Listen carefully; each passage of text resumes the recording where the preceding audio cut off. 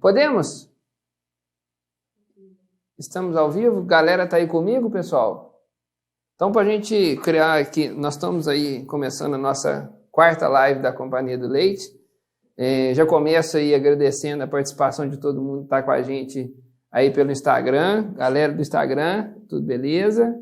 Galera do YouTube, queria agradecer a participação de todos vocês e vamos entrar aí no tema da nossa live.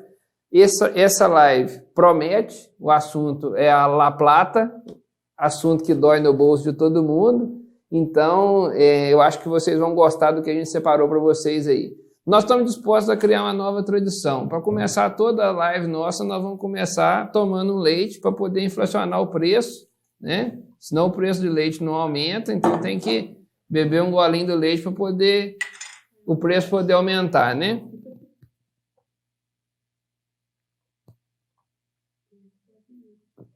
Até derramou. O bigodão ajuda a dar exemplo, né?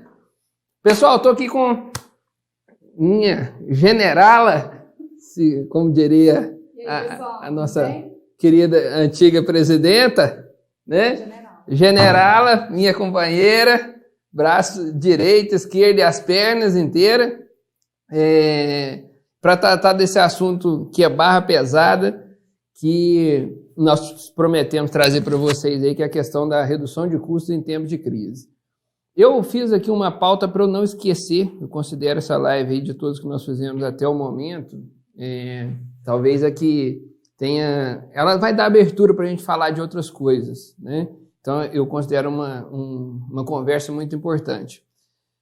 Bom, e aí o seguinte, a primeira questão é trazer para vocês que nós não concordamos com esse assunto de crise, né? O fato do preço do leite estar baixando nesse momento, com as estruturas de custo que nós temos, com os próximos desafios que nós temos de fazer o volumoso para seca do ano que vem, nós não entendemos como crise. Isso nada mais é do que um ciclo de produção de leite, que isso acontece todo ano. Desde quando eu me entendo por gente, eu lembro de leite lá quando começou o Plano Real, o preço do leite era próximo a 20 centavos o litro, e ele subia, ficava quase o dobro do valor e depois caía na época das águas. A história era a mesma, na época ainda tinha até cotas e etc e tal, uma série de histórias do passado aí. Bom, mas isso sempre foi assim, não vai mudar, está vinculado à oferta, o preço de leite num dado momento vai abaixar, o preço de leite vai subir e nós não temos controle sobre isso.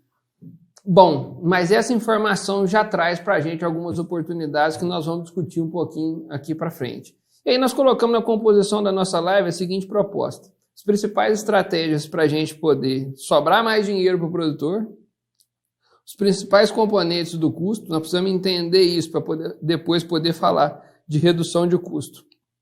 Foi essa promessa, eu acho que nós vamos conseguir entregar. Bom, vamos lá.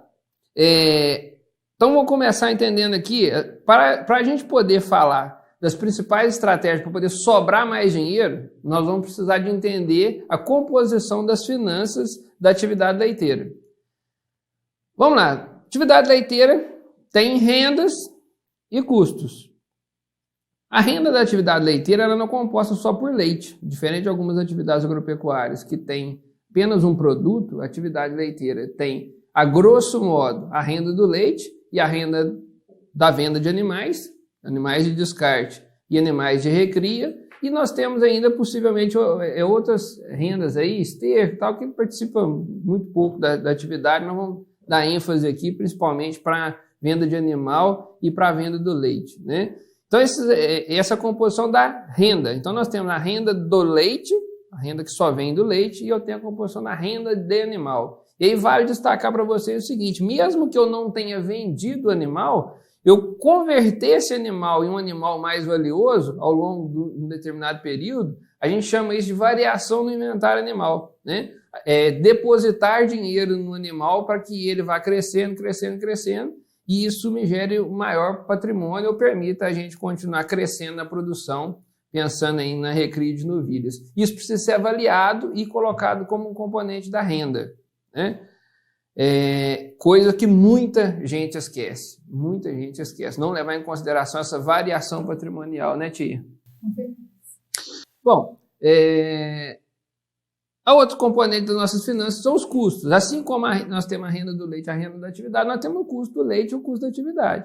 Então, nós precisamos entender, né, quais os custos que eu estou aplicando na recria, eu preciso entender quais os custos eu estou aplicando no leite, para que a gente não seja injusto com um departamento ou outro, vamos falar assim, com um setor ou outro. E aí depois eu tenho, dentro do assunto finanças, vem a questão da definição de entradas e saídas. Nem tudo que é renda gera entrada no curto prazo. Nem tudo que é custo vai gerar saída, né? Então veja bem, eu posso ter nem toda saída está vinculada diretamente ao custo efetivo da atividade, melhor dizendo aí, corrigindo. Então nem toda saída que eu tenho na atividade leiteira, pagamento, nem toda conta que eu tenho a pagar está vinculada ao custo daquele determinado período. Vamos dar exemplo dessa situação. Eu tenho que pagar uma prestação de ordenha, eu tenho que pagar uma prestação no financiamento de uma determinada construção que eu fiz, pagar essas prestações desses investimentos, né, entram no custo da atividade no formato de depreciação. Mas a prestação que você pagou naquele período, ela não é custo daquele período. O custo daquele investimento que você fez, ele vai ser contabilizado na depreciação, não no valor da prestação. Exemplo, eu posso fazer duas pessoas que montaram um composto, podem parcelar esse composto para poder pagar, um parcelar em 5 anos e o outro parcelar para pagar em 10 anos. A prestação do cara que parcelou para pagar em 5 anos ela vai ser maior. E nenhuma das duas representam a depreciação do composto, que eu acredito aí que vai durar lá a técnica é muito nova, mas em função de ser uma construção de alvenaria, dependendo do material utilizado, vai durar seus 40 anos a ser depreciados, né? 20, 25, 30, 40 anos a serem depreciados aí. Cada técnica aí pode definir a vida útil que quiser usar. Então nós entendemos a diferença de custo, diferença da saída. Então, pagar a prestação é a saída de caixa, né? Então, isso chama atenção para a gente do seguinte: uma propriedade que está em fase de crescimento, em fase de desenvolvimento, ela pode ter saídas de caixa maiores do que uma propriedade que está na condição que está estabilizada. Isso não tem nada a ver, necessariamente a ver com o custo. Eu posso ter uma propriedade, voltando no exemplo do composto, eu posso ter uma propriedade, ter um composto pago e não está tendo saída de caixa para poder se comprometer com esse composto. Eu posso ter uma propriedade que tem uma propriedade hipotética no mesmo volume de leite, com o mesmo faturamento, com a mesma margem, com o mesmo custo. As duas têm um composto no mesmo valor, feito na mesma data. Uma está pago, a outra está pagando a prestação. A que está pagando a prestação tem mais saídas de caixa do que aquela que tem o composto pago, né? Então, saída de caixa não é a mesma coisa que custo. Precisamos estar ligados nisso para poder entender essa questão. O que eu faço para sobrar mais dinheiro? Tá, vamos lá. E a questão da entrada de caixa, né?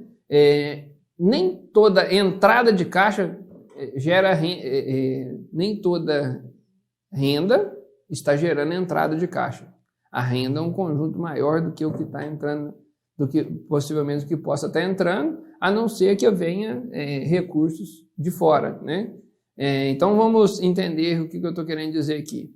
Eu posso tenho uma propriedade lá com 50 vacas, essas 50 vacas produziram 25 novilhas, eu estou gastando dinheiro para criar essas 25 novilhas e não vendi nenhuma dessas novilhas ao longo do ano. Esse dinheiro que eu estou aplicando nessas novilhas está me produzindo renda, está me produzindo riqueza, essas novilhas estão mudando de valor. Uma novilha de 0 dias e uma novilha de 1 dia de nascimento, né? Acabou de nascer, ela não tem o mesmo preço da mesma novilha depois de 12 meses, ou seja, uma novilha de 1 ano aí, ela vai ter o valor dela vai ser diferente, certamente, pensando isso aí no rebanho. Então esse animal valorizou. Essa valorização desse rebanho nesse período, ela é renda, porém ela não entrou dinheiro no caixa se esse animal não foi vendido. Então entender isso é fundamental para a gente poder avançar no conceito de fazer sobrar mais dinheiro, né? Então, vamos entender outro detalhe aqui. Então, quando eu entendo o que é renda, o que é custo, entendi o que é saída de caixa, entendi o que é entrada de caixa, eu posso agora processar o conceito de fluxo de caixa e margem bruta. Margem bruta é a minha renda, avaliada, essa conta a gente faz anualmente, né? Margem bruta é a minha renda menos o meu custo operacional efetivo. Renda menos as despesas que eu paguei para poder produzir o leite. Então, está vinculado apenas a riqueza gerada pela atividade menos o custo necessário para gerar essa riqueza naquele período. Eu vou repetir que isso é muito importante. É renda menos o custo necessário para gerar aquela riqueza no mesmo período. Tá, o que é fluxo de caixa? Fluxo de caixa é contas a receber menos contas a pagar. Simples assim. Contas a receber menos contas a pagar vai dar meu fluxo de caixa. A minha movimentação financeira, né, num determinado período. E o fluxo de caixa, ele pode ser avaliado semanal, ele pode ser avaliado mensal, ele pode ser avaliado do dia. Depende dos compromissos, da complexidade do compromisso financeiro que você tem para pagar, né? Já a margem bruta é uma avaliação que nós temos que fazer do resultado do negócio anualmente. Então, vejam bem, fluxo de caixa, entradas menos saídas, contas a pagar menos contas a receber. Margem bruta, renda menos custo. Agora, vamos aprofundar no entendimento desse negócio. É possível, vamos lá, vamos fazer um bate-bola aqui. Vamos lá, Delene, me dá uma mão aí. É possível eu ter uma propriedade que tem margem bruta positiva. Está sobrando, essa propriedade sobra dinheiro nela. Margem bruta positiva. Ela tem um bom resultado econômico. Porém, ela tem problemas financeiros. O que quer dizer isso? O problema financeiro é que o fluxo de caixa dela está negativo. É possível isso acontecer? É extremamente possível. Como é que isso acontece? Em algumas situações, por exemplo, o produtor vai fazer silagem de milho. E aí ele resolve comprar todo o adubo dele num único mês. De uma silagem que ele vai utilizar ela ao longo do ano, ao longo de 6 meses. Então, houve um desembolso que comprometeu o caixa num volume alto dentro de apenas um mês, mas isso em relação ao custo dele e em relação à margem vai ser distribuído durante o período que ele vai utilizar a silagem, por exemplo. Isso acontece com compra de sêmen, que às vezes compra um volume maior. Isso acontece agora com a estratégia de fazer fubá reidratado, de comprar uma carreta de milho para reidratar e pagar à vista num mês só e utilizar ao longo do ano inteiro. A galera que segura a bezerrada tudo. A galera que segura a bezerrada tudo e acaba tendo um gasto muito alto naquele período com elas. Então aí a gente vai ter caixa negativo mais margem bruta positiva. Quando o cara tem caixa negativo ou caixa apertado, tá com a água no nariz, ele dá o nome nisso de crise. É o que nós começamos a prosa lá, né? Aí ele acha que o sistema está em crise. E por que acabou a gente... Eu acredito que seja um dos motivos da atividade leiteira ser a atividade em que o produtor rural mais chora. A explicação é por causa desse ciclo de produção sazonal, né? Nós temos a seguinte situação que é comum no comportamento da atividade leiteira, que é a gente ter uma queda dos preços de leite, né? No mesmo período em que sobe o preço do concentrado e que eu tenho que fazer reserva de alimento para o próximo ano. Então, eu tenho uma queda na renda, um aumento do custo efetivo, ou seja, desembolso, né? Custo operacional efetivo é aquilo que você está pagando. Então, eu tenho uma queda na renda, um aumento do custo efetivo. Quando isso acontece, o produtor fica apertado, ele corta a ração das vacas, a vaca quebra mais o leite ainda, e aí a renda dele ainda diminui ainda mais, né? Associado ao fato dele ter que fazer reserva de alimentos nesse mesmo período, no período em que isso acontece. E isso aí é o que nós chamamos, todo ano nós chamamos de crise. A crise eterna da atividade. E um ponto de destaque, Ronaldo, é que é muito difícil, fora um produtor que tem assistência, é muito difícil a gente ter um produtor que contabiliza que ele está aumentando o patrimônio animal. Então, às vezes, o custo dele está altíssimo, ele está segurando todos os animais, E ele não faz a conta de que ele tinha 100 mil de patrimônio animal e agora ele tem 150. Esses 50 mil é dinheiro, isso é extremamente importante. Se animal é componente da renda, nós combinamos isso para poder começar a nossa conversa. Se animal é componente da renda, quando eu faço renda menos custo operacional efetivo, eu posso estar, então, na situação onde eu tenho resultados positivos, eu estou na direção certa, eu estou ganhando dinheiro com a leite, né? Meu negócio está na direção certa, porém, eu estou sem combustível para continuar seguindo, né? Não tenho dinheiro no bolso. Essa brincadeira do combustível para continuar seguindo é a situação do fluxo de caixa da fazenda. Então, é possível você estar, às vezes, apertado, né? E estar na direção certa, né? Bom, então, fechado esses conceitos, entendendo isso, que é muito importante, né? Para que a gente possa evoluir na nossa discussão aqui, nós fizemos uma promessa para vocês, foi o seguinte: quais estratégias nós devemos adotar para poder sobrar mais dinheiro para o produtor, né? Então, eu posso avaliar isso de duas formas. A primeira forma é estratégia para poder aumentar a margem. Quando eu falo que eu quero aumentar a margem, eu estou falando que eu quero afetar a minha renda, eu quero fazer subir minha renda, ou eu quero fazer diminuir meu custo. Isso é colocar o produtor na direção certa. A outra questão poderia ser estratégia para sobrar mais dinheiro, fazer o fluxo de caixa ficar melhor. Para que você faça o fluxo de caixa ficar melhor, isso é muito fácil. Depois que você colocou o negócio seu na direção certa, ou seja, eu consegui fazer minha renda estar saudável em relação ao meu custo, eu tenho margem bruta, né? Ou seja, eu tenho renda suficiente para poder pagar meus custos. Quando você coloca o negócio na direção certa, ajustar o fluxo de caixa é muito fácil. Mas é muito fácil. Só demanda seu planejamento, né? Você precisa de fazer uma projeção do seu fluxo de caixa para que você possa ajustar sua renda para poder cobrir determinados custos. Exemplo clássico, para poder facilitar nossa vida aqui, um exemplo clássico. Estou numa situação, eu sei que eu vou chegar no final do ano, meus custos operacionais efetivos tendem a aumentar e a minha renda tende a baixar devido ao preço do leite ficar mais baixo. Exemplo clássico para poder resolver isso, numa época em que eu tenho que fazer reserva de alimento para o próximo ano. Exemplo clássico é a venda de animais, venda de vaca de descarte, venda de recria, sem diminuir seu patrimônio, né? Você vai vender parte daquilo que o seu rebanho valorizou, que é componente da sua renda, para poder equilibrar o seu caixa nesse período. Essa tomada de decisão de fazer essa venda te permite ter fluxo de caixa para poder seguir fazendo a coisa certa, né? Nós vamos falar dessas questões, das importâncias aqui de redução de custo.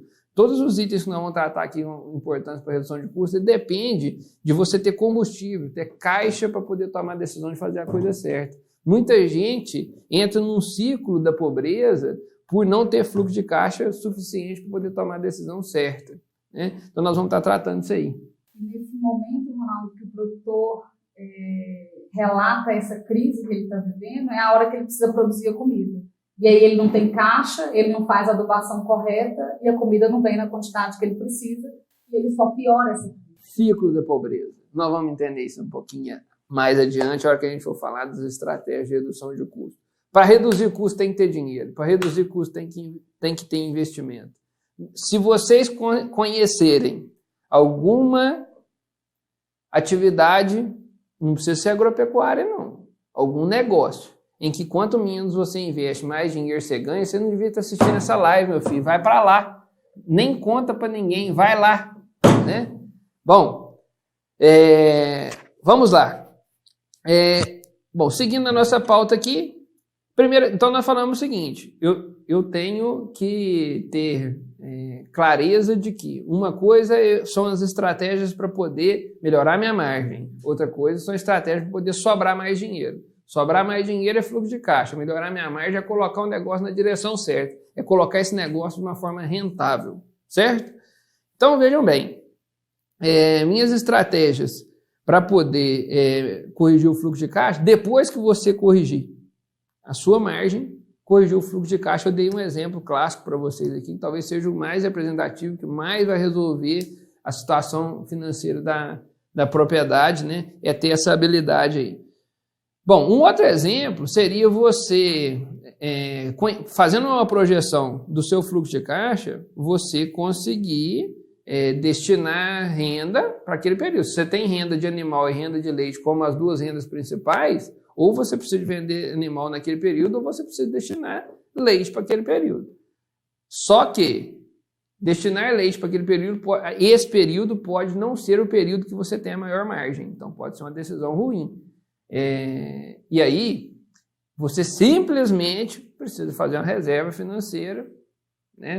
Independente da época que você produzir leite, você precisa fazer uma reserva financeira, projetar seu caixa para não faltar dinheiro lá. Esse dinheiro pode vir do leite, na época que você pensou em produzir, ou esse dinheiro pode vir da venda de animal. Depois que você corrigiu a margem do negócio, ajustar fluxo de caixa é tranquilo. A outra questão importante para o ajuste do fluxo de caixa, né, é um dimensionamento correto de investimentos, né? Dimensionamento correto das parcelas.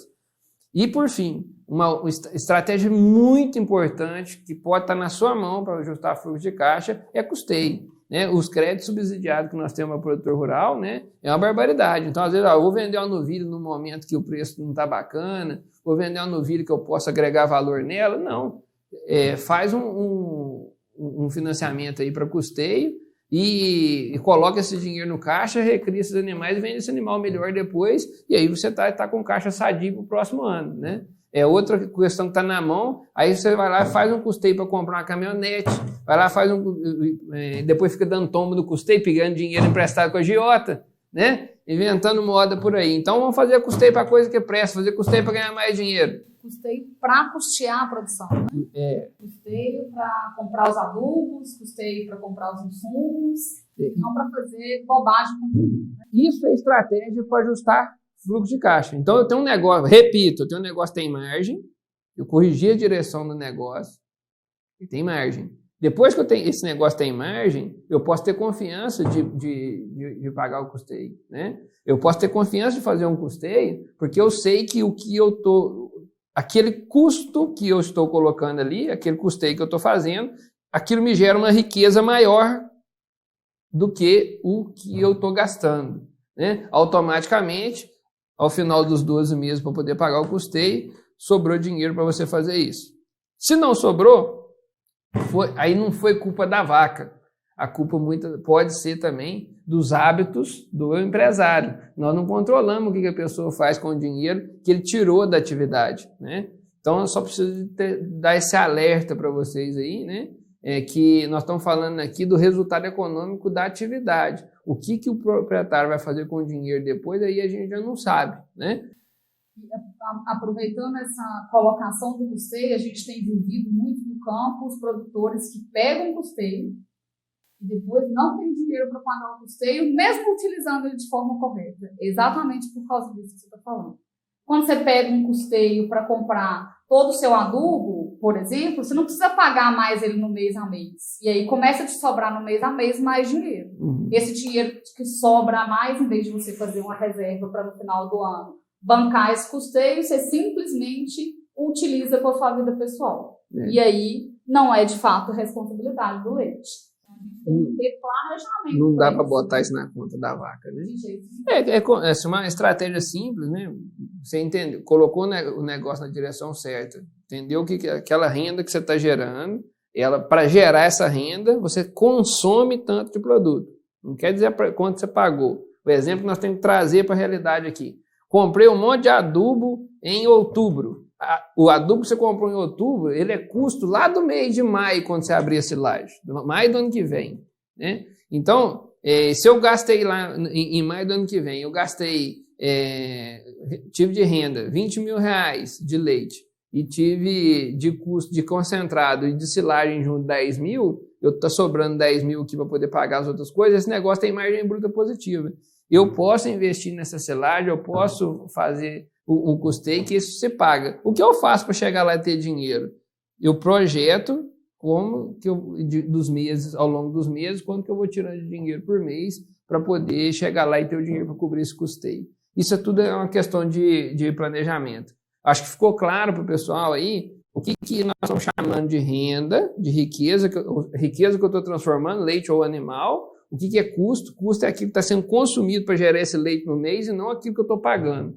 E a melhor coisa para ajudar vocês nisso tudo chama-se assistência técnica. Não tem dúvida disso, né? Para interpretar isso aí. E aí, pessoal, o pessoal nosso da assistência técnica que está assistindo aí, vocês ficam duros, que é assim que conserta a fazenda, né? Bom, vamos lá, pessoal, vamos avançar aqui. Nós entendemos renda, custo, saída de caixa e entrada de caixa. Agora, eu acho que nós podemos seguir no seguinte. E como que eu faço, então, para melhorar a tal da margem? Que é isso que coloca o negócio na direção certa e é isso que vai me ajudar a pagar minhas contas. Beleza. Para poder fazer isso, vamos no macro, nas coisas grandes que eu tenho que pensar. Ou tem que reduzir custo ou tem que aumentar a renda. Ou fazer coisas que com o mesmo custo fazem dar mais renda. Beleza. Para redução de custo, eu vou falar logo aqui na frente. Logo aqui na frente. Eu vou citar rapidamente que questões estão vinculadas à renda. Depois nós vamos dar ênfase, né? Conduzir aí nossa próxima metade da live falando praticamente só de custo, né? Bom, vamos lá falar aqui agora sobre a parte da questão do aumento da renda. Para poder aumentar a renda na atividade, vamos dar exemplos. Um deles é melhorar a qualidade do leite. Melhorando a qualidade do leite, eu consigo um preço melhor pelo leite. Outro exemplo de aumento na renda. Eu posso montar um sistema de estação de partos para a época em que o meu sistema de produção me fornece a melhor margem, me traz o melhor resultado. Ou tenho numa determinada época do ano, o meu sistema de produção ele tem um custo muito baixo, ou ele me tem um preço muito alto, ou as duas coisas. Vamos dar um exemplo?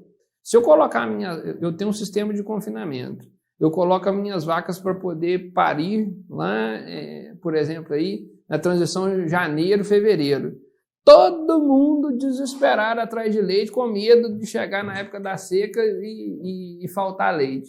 Está inflamado o campo. Né? Isso acontecia há anos atrás, isso começava a acontecer em maio, abril, e isso foi fazendo um movimento migratório gradual, e hoje essa briga por leite ela já está em janeiro. Né? Janeiro, fevereiro. Então, se eu botar minhas vacas para parir nesse período, isso coincide com a época das primeiras safras. Né? O preço do grão está baixando muito. Passado aí 3 meses para essa vaca emprenhar, já está fresquinho. Eu consigo fazer essa vaca emprenhar na época boa. Né? O preço do leite está lá em cima, o preço do grão está lá embaixo. Eu boto comida e a minha vaca está dando muito leite. É tudo que eu pedi a Deus. A minha vaca dando muito leite, preço da ração, que é o meu principal custo, está lá embaixo, e o preço e a minha vaca produzindo muito leite. Muito leite com preço alto, custo da ração baixa, estou milionário. Isso já era para você estar fazendo há muito tempo. Só que, não, deixa o boi tomar conta. O boi resolve essa parada para mim. Que dia que eu vou emprenhar a vaca? É o dia que adecio. Eu vou emprenhar a vaca que dia? Não, o dia que a novilha der, eu vou emprenhar a novilha, o dia que ela der 350 quilos. Acorda, tchão! Pelo amor de Deus, desde quando eu me entendo por gente, a gente sabe o que está acontecendo com o comportamento, a gente consegue acompanhar, é uma série histórica longa. A gente sabe o que vai acontecer com o preço do leite, o que acontece com o custo, dá para a gente poder acompanhar isso. É a tendência, né? E aí muitos devem estar pensando assim, mas não sei se vai aumentar o leite amanhã ou depois. Eu estou falando num cenário macro, eu penso num cenário de 4 a 6 meses que vai acontecer. Então, assim, nesse início de ano para meio de ano aí, o preço do leite vai estar mais alto. E depois, na hora que entrar no final do ano, agora o preço do leite vai começar a baixar. A hora que você chegar lá em dezembro, feira de dezembro, a turma bebendo cerveja, comendo carne, etc. Tal, ninguém pode ver leite, feriado, fábrica não funciona, oferta de leite, tudo spot e tal. Você seca suas vacas tudo em dezembro. Seca todas em dezembro. Aí, direto, quando eu falo isso, um produtor me pergunta assim, Ronaldo, você é doido? Como é que eu vou pagar a conta de dezembro? Meu filho do céu, você tem 10 vaquinhas. As 10 vaquinhas produziram 4 mil litros de leite cada uma. Elas produziram 40 mil litros de leite no ano. Isso tanto faz se pariu uma por mês ou se as 10 pariam em janeiro. Elas vão produzir o mesmo tanto de leite. Acorda, tchão. A diferença é que você pegou as vacas tudo, colocou elas para dar mais leite na época que você ganhava mais dinheiro. Pega o dinheirinho que você ganhou muito mais dinheiro lá no início do ano, guarda ele, paga a conta de dezembro na praia. Vamos acordar, né? Se você não entendeu, você precisa de socorro. Não vai dar nós não vamos ter tempo de explicar mais isso aqui. Se você não entendeu isso até agora, você precisa de socorro. Você fazer isso para as vacas tudo, de hoje para amanhã? Não, filho, não é assim que faz. Pode fazer isso aí gradual, com calma, escolher quando você vai comprar as novilhas, escolher qual novilha que você vai inseminar, faz um movimento migratório, mas presta atenção no que está acontecendo com o mercado. Beleza. Pessoal, dando sequência aqui então, para poder aumentar minha renda, estação de parto, na época que o preço do leite está mais alto, qualidade do leite, drenar recursos para comprar vaca. Então você tem aquele trator parado, você tem aquele implemento que não serve para nada, você tem aquela gado de corte, bezerro, não sei o que lá, montoeira de coisa que não gera renda. Isso é produtor de leite. Produtor de leite, Deline, a renda dele vem do quê? Do leite. Né? De vender leite. Então, pelo amor de Deus, converte o que você puder em leite. Né? Para fazer isso precisa de vaca. Quem dá leite é a vaca. E eu vejo por aí, eu já vi várias vezes conversando com o produtor, eu estou pensando em aumentar meu leite lá. Vou comprar uma ordenha nova, vou comprar trator, vou fazer um barraco para as vacas ficarem, botar a vaca dentro. Nunca vi dar leite. Eu não conheço trator que dá leite, não conheço barraco que dá leite. Ó, que você fala que você vai comprar mais vaca e eu começo a acreditar que você está de fato empenhado a produzir mais leite. Né? Então você quer aumentar a sua renda, converte o que você tiver em vaca que você está chutando no gol. E não esquece da comida do bichinho. Isso aí. Outra questão é o seguinte, para poder aumentar a sua renda, né, você pode promover uma aceleração da recria. Fazer a sua novilha parir mais cedo. Novilha vira renda, ou quando você vende, ou quando ela passa a dar leite. Fora disso, ela ainda é custo. Né? Então, novilha vira renda quando você vende, ou quando ela passa a dar leite. Né? Se você acelerar ela vira entrada de caixa, melhor dizendo. Renda é sempre enquanto ela está crescendo. Mas ela passa a colocar dinheiro no caixa, ou quando você vende, ou quando ela passa a dar leite. Então, a aceleração da recria traz renda. E por fim, a gente preocupar com a questão da divisão de lotes, para que você possa, com o mesmo dinheiro destinado para concentrado, para alimentação, você fazer suas vacas darem mais leite. Ou conseguindo até reduzir parte do custo que você está aplicando no concentrado e fazer as vacas produzirem mais leite. Quando você faz essa divisão de lote e trata bem das vacas que estão parindo de novo, essas vacas passam a emprenhar mais rápido. Essa é uma tarefa importante, né, para poder viabilizar uma propriedade. Então essas são as estratégias contundentes aí para você poder aumentar a renda. Quer ganhar mais dinheiro com leite? Vai ter que aprender a fazer isso. Beleza. O Maria Júlia Coutinho, vou precisar da sua ajuda aí para a gente salvar a parada aí. Eu queria que você colocasse, nós vamos falar com o pessoal aqui agora sobre os componentes do custo, para que a gente possa entregar a parte final da live, que é as estratégias de redução de custo. Nós prometemos para vocês. O que eu vou fazer para ganhar mais dinheiro? Explicamos que a parte de aumentar a renda. Agora eu quero falar com vocês sobre reduzir custo. Para reduzir custo, eu coloquei para vocês aí, nós precisamos primeiramente entender o que está compondo o custo da atividade leiteira. Está na tela aí? Bom, olha aí, pessoal. A gente fez aí uma tela rápida, né? Mostrando para vocês o seguinte: componentes do custo, concentrado, volumoso, mão de obra, e tem um resto aí. Tem um monte de coisa que não está aí, mas por que eu coloquei esses três? Porque quem está passando por um problema econômico na atividade leiteira, quem está na beira do abismo na atividade leiteira, tem problema com isso aí.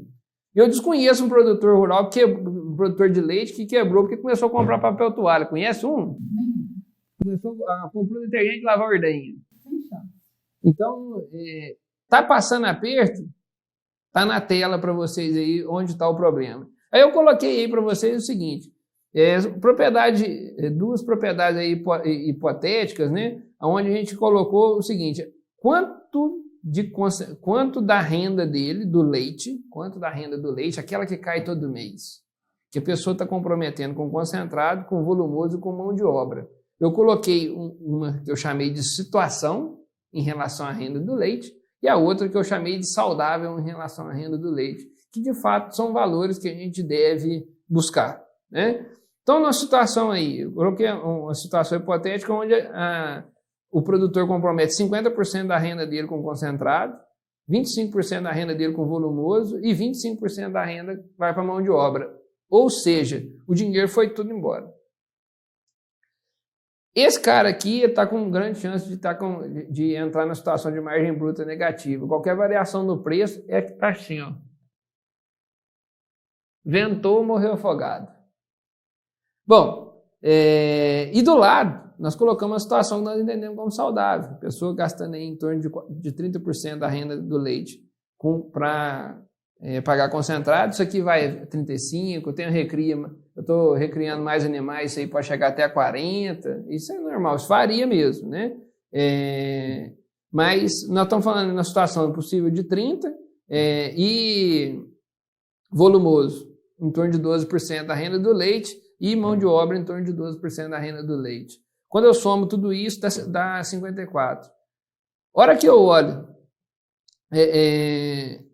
a diferença de uma para outra, a propriedade que nós estamos chamando de saudável, ela tem 46% de pulmão a mais do que a outra, para respirar, né? Em relação à renda do leite, está sobrando 46% de diferença. Nós podemos projetar duas propriedades, aqui, num exemplo aqui, ó, duas propriedades de 300 litros de leite por dia, 10 mil litros de leite no mês. Duas propriedades de 10 mil litros de leite no mês aqui. Uma estaria gastando 10 mil reais para pagar concentrado, volumoso e mão de obra. A outra estaria gastando 5.400.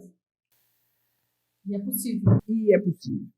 E é possível. Essa é a questão. E é possível. Como que faz? Né? A grande pergunta é, como que faz? E aí o que nós estamos querendo passar para vocês aqui agora é o como que faz. Né? Vamos lá. Primeira questão, eu quero trabalhar a redução de custos, né? E aí nós citamos concentrado, volumoso e mão de obra. O primeiro que eu quero citar para você é sobre o volumoso. Se você quiser gastar menos com volumoso, a primeira tarefa é você escolher um sistema de produção compatível com a sua realidade. Essa aí eu não quero nem falar não, essa eu vou deixar para a Deliene. Qual é a importância disso, Deliene, na redução do custo? Não dá para você colocar a vaca errada, a vaca certa no lugar errado. Não dá para você achar de que, vou dar silagem para todas as minhas vacas e as vacas não cobrem o custo da silagem. Não dá para você visitar uma fazenda de piquete intensivo e achar que o piquete intensivo é a melhor coisa do mundo e fazer piquete intensivo para vaca de 5 litros de leite. Então, escolher o caminho certo. Existe uma diversidade, é muito comum o produtor perguntar, mas qual que é a melhor comida? O que é melhor? Não existe o que é melhor. Existe o que é melhor para a sua propriedade. Melhor com comida. É melhor com comida. Sem comida o negócio aperta. Para a sua propriedade, para o seu relevo, para a sua mão de obra, para a situação que você vive. Então é preciso avaliar a sua situação. Imagina um produtor numa propriedade que não é nada tratorável e quer dar silagem de milho para as vacas.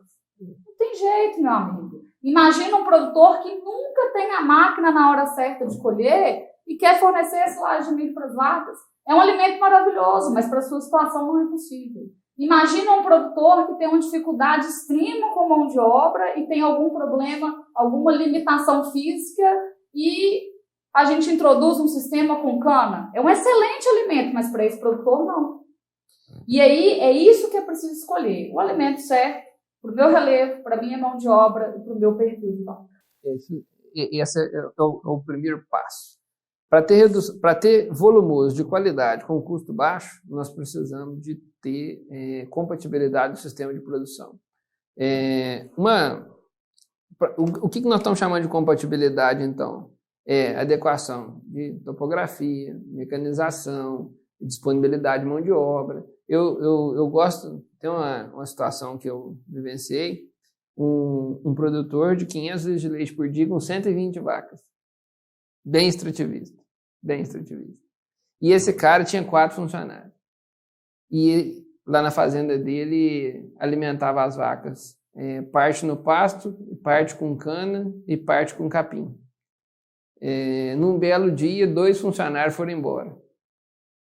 Imagina uma confusão, um berreiro de vaca passando fome. Porque quem quer cortar capim, quem quer cortar cana, não tinha gente. né? Então, e numa quantidade animal dessa. Imagina a confusão, né? Então, pessoal, o que nós estamos chamando de compatibilidade é isso. Não existe falar esse é melhor ou esse é pior. Nós temos que pensar na questão da compatibilidade do volumoso com a realidade de cada propriedade. Pequenos produtores querendo trabalhar com silagem de milho, comprando silagem, no resultado final a silagem de milho ficando em R$200 a tonelada, ficando em R$250 a tonelada, né, 25 centavos o quilo da silagem, custo efetivo da silagem, 25 centavos o quilo, para tentar competir com um produtor grande aí que faz uma silagem aí a 7 centavos o custo operacional efetivo. Ele vai te matar afogado em leite. Eu costumo dizer para o produtor que bom alimento é o que você é capaz de fazer com eficiência. Com qualidade então, você precisa e quantidade. avaliar quanto de volumoso que você precisa e por quanto que você consegue produzir ele. E aí, de referência, Ronaldo, acho que cabe para o pessoal, a gente tem que conseguir silagem a no máximo 10 centavos. A gente tem que introduzir um pasto intensivo, e estou dizendo o preço da matéria natural do alimento. Eu tenho que conseguir um pasto intensivo a no máximo 5, 6 centavos o quilo, 50, 60 reais a tonelada. Eu tenho que trabalhar com uma cana, com uma capineira que gira entre 2 e 3 centavos o quilo. Se eu consigo fazer dessa forma, você está no caminho certo, você está no alimento certo. Agora, se você tem uma silagem de 20 centavos competindo com um de 8, você está na situação do que você chamou de situação, né? Você não está na situação saudável. Agora você rolou a bola para chutar numa coisa boa aqui. Olha só, o pequeno produtor, um pequeno produtor qualquer que está lá com... Temos perguntas? Um pequeno produtor qualquer que ele está numa situação onde a silagem de milho dele está ficando muito cara porque ele tem terceiriza o serviço de mecanização. O que normalmente essa pessoa tenta fazer para a tonelada de silagem dele ficar mais barata? Ele para de adubar a silagem. Essa é a tragédia na vida do cara. Esse cara tem mecanização cara, fica lá um hectare de produção de silagem, ficou lá R$4.000, R$4.500 para poder produzir. Ele vai lá consegue produzir aí 25, 30 toneladas porque adubou muito pouco. O custo da tonelada passa de R$100, ficando mais do que 10 centavos o quilo. Quando que, se ele adubasse mais e conseguisse produzir mais, justamente para poder diluir aquele custo de mecanização que é fixo, não tem alternativa, ele tem que pagar para plantar. Ele não tem alternativa, ele tem que pagar para colher. Ele não tem alternativa, ele vai ter que pagar para adubar. Então, como o custo da mecanização dessa pessoa é fixo, o que ele poderia fazer para poder diminuir o custo da tonelada e não preocupar com o custo do hectare, era adubar mais para poder produzir mais. Então, a R$5.000 o hectare, se ele produzir 50 toneladas por hectare, dava os 10 centavos do quilo que a Deliane pediu para fazer sucesso. Né? Adubar sai mais barato do que não adubar. A outra boa que um amigo, já mandando um abraço se estiver perto, se assistiu o vídeo, meu amigo Edivaldo, produtor de leite, trabalha com a Gerses aí, ele me ensinou ontem, dividiu comigo ontem uma história dele, que ele foi fazer um leilão. Aí ele começou quando ele estava fazendo o leilão, ele falou assim, eu vou aumentar o leite das minhas vacas, vou fazer minhas vacas dar mais leite. Aí ele foi e começou a tratar, não tem problema dar prejuízo não, para fazer o leilão vou tratar das minhas vacas melhor. Aí ele foi e começou a tratar das vacas dele melhor, sobrou mais dinheiro para ele no final do mês. Aí ele foi acabou de aprender, falou assim, pera lá, tratar da vaca dá mais dinheiro que não tratar. Aí agora botou aquele modelo dele que ele usou para o leilão, ele botou no sistema de produção dele, porque ele entendeu que dá mais dinheiro, né? Então, assim, tratar da vaca bem dá mais dinheiro do que tratar mal, adubar o milho bem sai mais barato do que adubar mal. A gente sempre ouviu que o leite entra pela boca e o cio entra pela boca. Com certeza. É a coisa mais óbvia, mas infelizmente as pessoas insistem em deixar as vacas passando fome e terem resultado. O cio, pessoal, é que entra pela boca. A prenhez a gente sabe por onde que entra, viu? Não vamos entender errado, não. Não me complica. O cio é que entra pela boca, fica bem claro, né? Manifestação, comportamento da vaca do cio, ele vai entrar pela boca, depende da nutrição. A prenhez, ela entra onde você pensou mesmo. Vamos lá. Então, nós falamos aqui da questão do volumoso. Quer baixar custo com volumoso, o que faz? Né?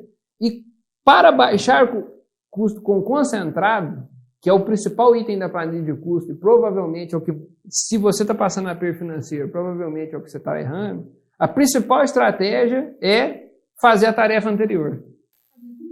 Se a vaca tem volumoso, a gente não vai precisar compensar essa falta de volumoso tratando ela igual um porquinho. Vou repetir que essa é boa, olha só. Para reduzir custo com concentrado, muito provável, se você está passando a perda financeira aí, tem grande chance desse aqui ser a principal causa, hein? Você reduzir custo com concentrado, o principal item da planilha de custo da atividade, a principal estratégia é cumprir a tarefa anterior. Produzir volumoso de qualidade e em quantidade. Nós não vamos ficar repetindo isso aqui, vamos seguir para as demais coisas que estão vinculadas à redução do custo com concentrado. A outra estratégia é a divisão de lote, nós também já citamos, né? Divisão de lote, formulação de dieta. Né? Com o mesmo dinheiro eu consegui fazer mais leite. Essa tarefa é muito importante. Então, se eu com o mesmo dinheiro eu fiz mais leite, eu vou reduzir gasto com concentrado em relação à renda do leite, porque eu produzi mais leite. Não é possível que a pessoa ache justo uma vaca de 20 litros comer a mesma ração de uma vaca de 5. Não é possível. Não acredito que alguém pensa que isso é certo. E tem uns ainda que insistem em falar assim, não, mas tem que dar uma cumbuquinha para cada uma. Vou dar 2 para essa aqui, é injusto.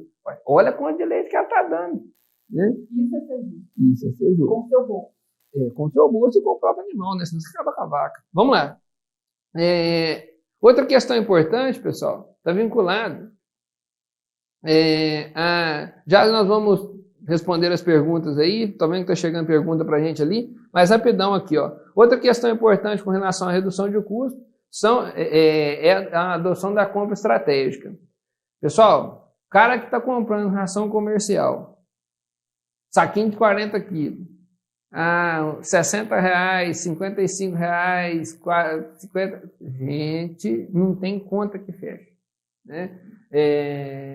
Então, assim, você precisa de mudar o jeito de comprar. E aí a organização de produtores, buscar compra de soja, comprar milho na época da safra, e já apresentando a outra estratégia, né?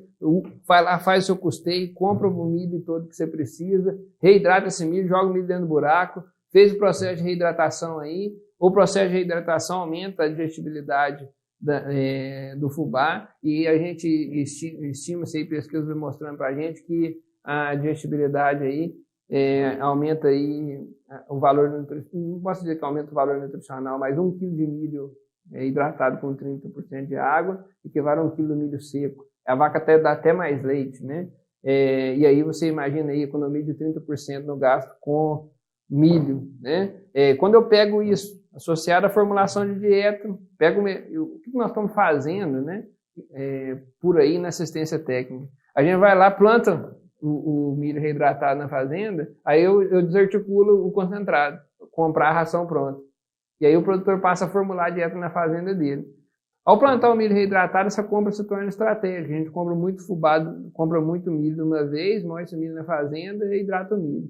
Então, isso joga o custo de produção da fazenda, despenca o custo de produção na fazenda. Nós estamos, o Rafael, né, tem um exemplo clássico disso aí. O Rafael trabalhando em São Paulo, nós estamos projetando, sempre para o produtor pequenininho, nós estamos projetando uma ação aí forte para poder auxiliar os produtores a plantar isso aí no sistema deles.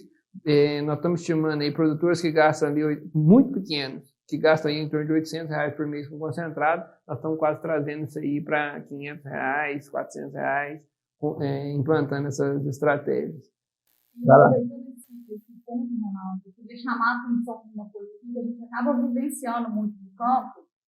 Ao introduzir a formulação de dieta na propriedade, de repente a gente recebe uma ligação, o produtor fala assim: eu achei uma ração aqui mais barata do que você formulou. Cuidado para não trocar uma Ferrari por um Fusquinha. Existem rações e rações no mercado. Então, às vezes, nós estamos comparando duas coisas diferentes. O técnico formulou para você uma ração à base de milho e soja, uma mineral de excelente qualidade, e você está comparando com uma ração comercial à base de subproduto, alta inclusão de ureia, mineral de baixa qualidade. São dois produtos totalmente diferentes. E nessa situação, a vaca precisa de um volume maior dessa ração para produzir o mesmo leite. Então, cuidado com quanto custa o quilo da ração. Preocupe-se com quanto custa a dieta da sua vaca como um todo. Show! E aí, pessoal, eu já vou entrar na resposta das perguntas, ô Maju, e aí, só para a gente matar aqui o assunto, nós falamos de 3 tópicos,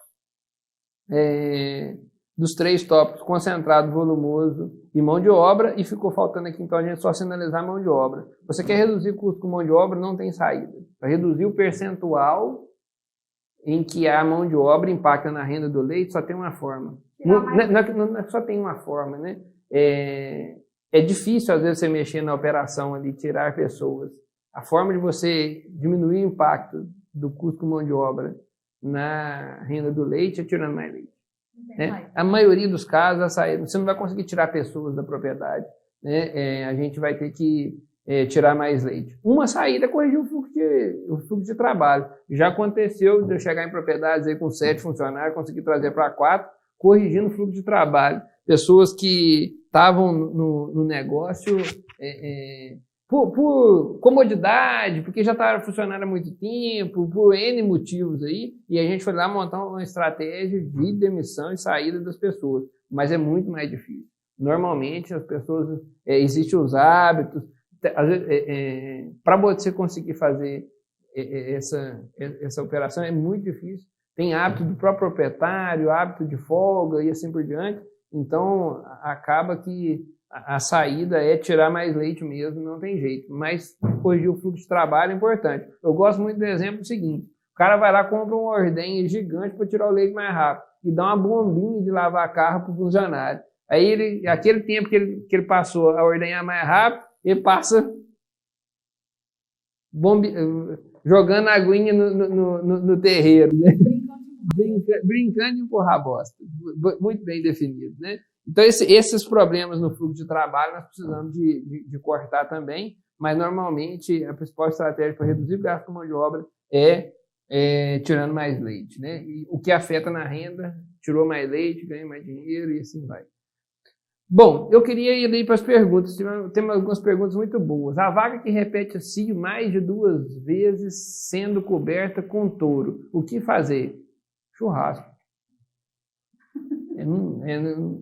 É complicado, hein, irmão? Seguinte, não, mas a vaca é muito boa. Eu conheço as defesas dos produtores, né? Mas a vaca é muito boa, não posso matar essa vaca. É a minha melhor vaca. Normalmente é a melhor que dá isso aí, né? Então nós temos que avaliar questões importantes. Fazenda tem pré-parto? O trabalho de pré-parto está sendo bem feito? Essa vaca teve problema de retenção de placenta? Teve algum tipo de problema no parto, né? Então,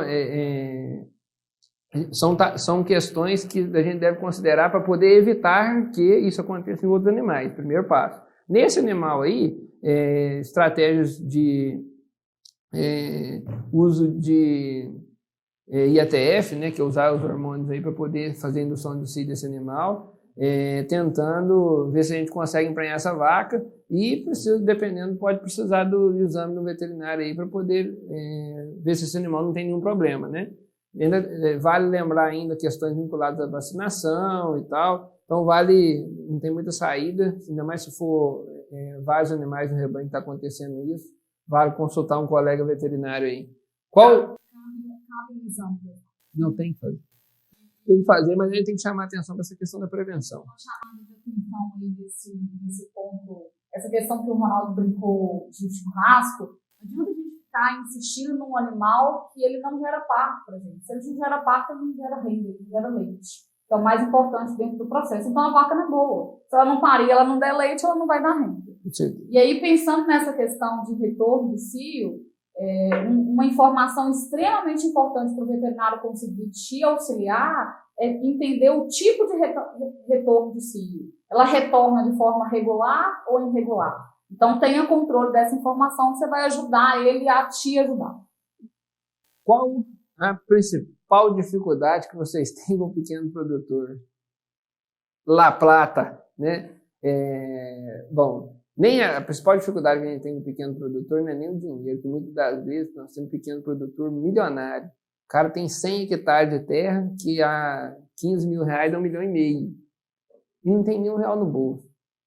Isso acontece muito, mas muito. fazendas milionárias e o cara não tem renda nenhuma. A principal dificuldade que nós temos com o produtor pequeno é ele pensar pequeno.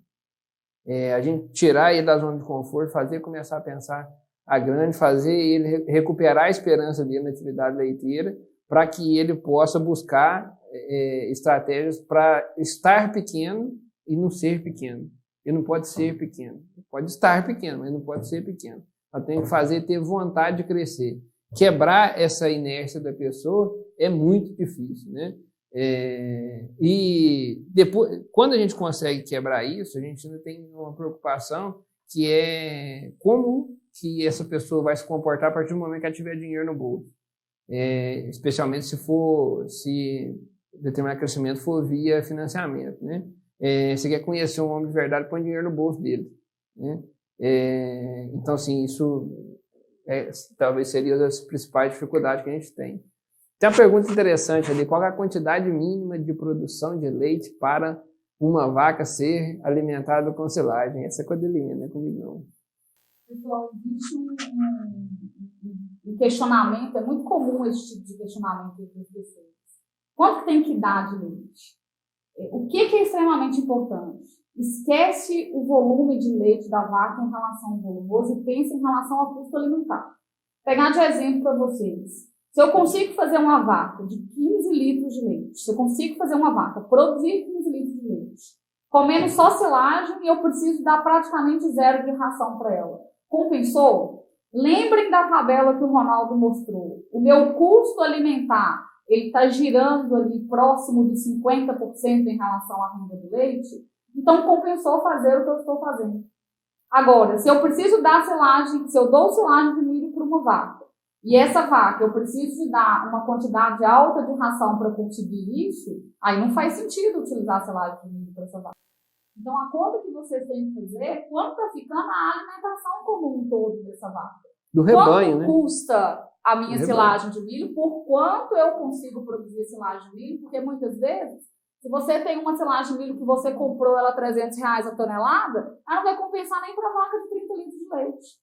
Então, não é o leite da vaca, é o custo alimentar daquela propriedade. É essa conta que precisa ser feita no mês a mês. E olha que interessante, né? O custo alimentar muito baixo, exemplo, né? Eu não dou nada para a vaca comer. Você não dá nada para a vaca comer e solta ela para o pasto de qualquer maneira, meu irmão, você não está tirando o leite que sua vaca pode dar. Então, isso também dá menos dinheiro. Então, o negócio não é só custo baixo, né? É custo equilibrado. Isso que é importante. Nós temos uma outra pergunta, a gente não sabe se a gente conseguiu responder certinho, mas tem aí os contatos da Companhia do Leite, nosso site lá, tem o contato do Zé da Roça, tem revista, qualquer coisa, manda pergunta lá que a gente complementa a pergunta lá que a gente vai respondendo. Mas tem uma outra pergunta interessante que é o seguinte: quantos quilos de leite uma vaca tem que dar a mais por quilo de ração consumida para poder compensar? Então, essa resposta, assim, ela é relativamente simples, mas ela tem critérios. Você tem que levar os critérios em consideração. Qual que é o preço do leite, qual que é o preço da ração, né? Se cada um tem o mesmo valor, cada um custa R$1, você deu um quilo de ração para a vaca, ela deu 1 litro de leite, empatou. Dá ou não dá? Se a sua vaca estiver magra, dá, que ela engorda, né? Se ela já estiver bem alimentada e tal, larga disso, gasta menos, fica com o pé no chão, né? Não exagera, não. Então, estou falando no caso de empatar. Você está dando 1 quilo de ração para a vaca. 1 quilo da ração custa R$1. A vaca produz 1 litro de leite, custa R$1,50, compensa dar 1 quilo de ração que está sobrando dinheiro, né? Ao que você multiplica isso pelo número de vaca, dá muito dinheiro no final do mês.